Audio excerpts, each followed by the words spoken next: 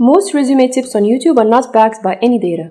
It's usually someone giving their personal opinion on what a good resume looks like. If you watch a few videos on the topic, you'll quickly realize that there are so many conflicting opinions about resume writing. And when you try to incorporate all these different opinions in your own resume, you can easily find yourself in this rabbit hole of writing the perfect resume. What if I told you that resume writing is very simple, and we have clear data on what works and what does not? Today, I will give you evidence-based tips on resume writing. I will also tell you 3 mistakes that get a resume rejected immediately. Not only that, I will also answer questions like what is the best time of the day to apply for a job. Believe it or not, knowing the answer to this question can increase chances of getting your resume shortlisted by 89%. Let's do this. Before we begin, there are a few myths people have about resumes and job applications in general. I want to clear these misconceptions before moving on to the resume tips. The first myth about resumes that many people believe in is that the resume has to be one page only. In a study done by Zeri.com, they found that the median length of a resume is 369 words, which is roughly equal to one page.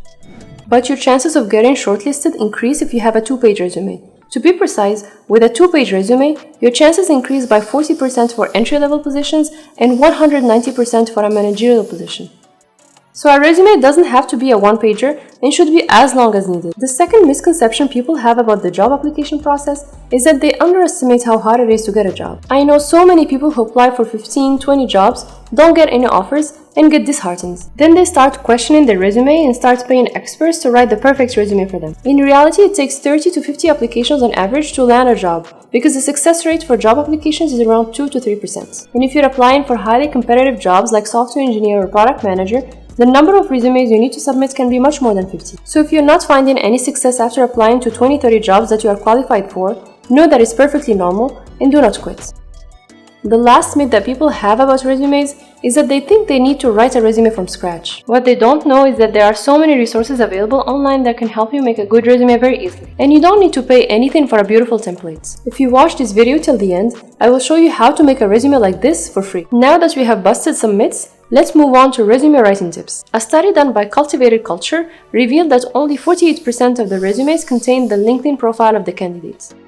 The same study revealed that candidates who add a well-made LinkedIn profile to their resume have a 71% higher chance of getting an interview. I know that making a LinkedIn profile is not the most interesting task in the world. In fact, I also delayed making my LinkedIn for a long time. But making a profile on LinkedIn has been a game changer for my career. LinkedIn helps me network with my peers in the tech industry and keeps me updated on what's going on in the job market. The best part about being on LinkedIn, however, is that recruiters can reach out to me on LinkedIn. This not only introduces me to new job opportunities, it also gives me a clear signal if I'm developing skills that are valued in the job market. I'll make a video on how to build a good LinkedIn profile shortly. If that's something you're interested in, you can subscribe to the channel. So if you're among the 52% people who don't have a LinkedIn profile, make a profile and add it to your resume. And who knows, you might not even need a resume and start getting interviews directly through LinkedIn. Another easy way to level up your resume is by knowing how to start your resume. If you pause this video right now and go back and watch the first 30 seconds of the video, you realize that the first 30 seconds are much more animated than the last 30 seconds you just watched. And that's because it's important to hook the viewer with the first thing you show them.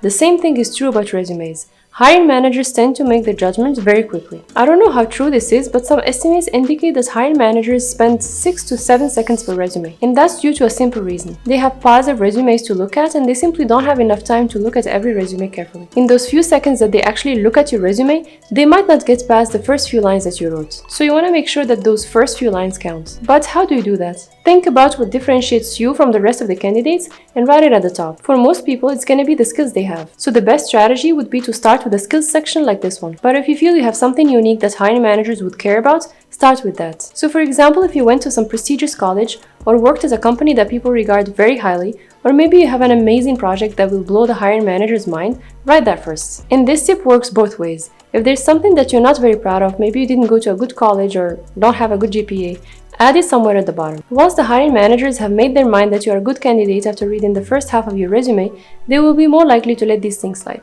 Another simple way you can use to instantly improve your resume is by using action verbs. A study done by TLNT showed that using action verbs increases the chances of getting your resume shortlisted by 140%. Let me show you how to use action verbs through this example. If you look at this resume, you will see that each sentence in the project description starts with a verb like supported and created.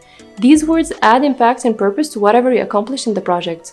Here are a few other action verbs you can use to make your resume stand out. The next trick to make an impressive resume is adding quantifiable results. Let me explain this with an example. In this resume, we can see that each project has been explained very well with the help of action verbs. At a first glance, this resume might look impressive to the untrained eye, but hiring managers like to ask a very simple question after reading every project, and that question is, so what? In other words, they want to see the impact of your work. So if you created and usability tested wireframes and prototypes, so what?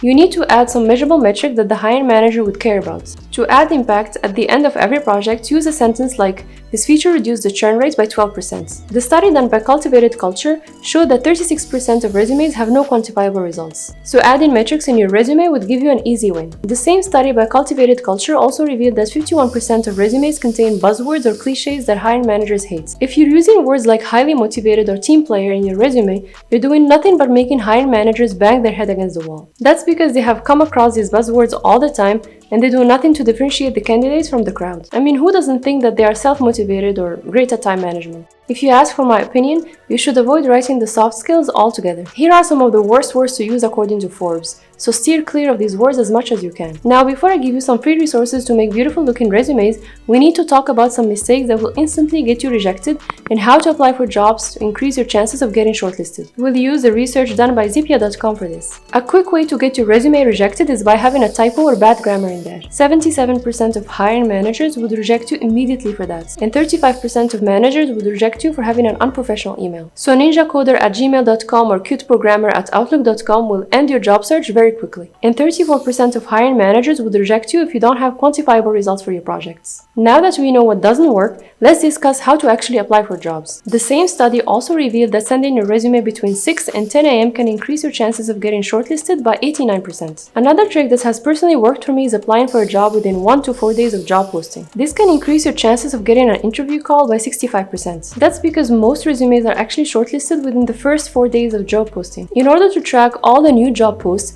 I have a cool trick that I use all the time. On LinkedIn, I search for jobs that I'm interested in. After that, I just set an alert on these jobs. By doing this, I get a daily notification from LinkedIn for jobs that were posted in the last 24 hours. I set aside an hour daily, preferably in the morning between 6 to 10 a.m., to apply for these new jobs. Now that you know the core principles of how to write a good resume, let me give you some free resources to make your resume look beautiful. There is this website called flowcv.io that lets you input all your information and skills. Once that's done, you can preview your resume using these different templates they have. When you finalize your resume, this website lets you download your first resume for free. If you want more options for resume templates, you can also use Canva. It's not as easy to use as FlowCV, but will get the job done. 39% of people who write resumes for career change do so for higher salary, and the tech industry is one place you can find higher salaries. If you want to know 5 tech jobs that pay more than $100,000 without knowing any coding, you can watch this video at the top. I will see you in the next one. Au revoir!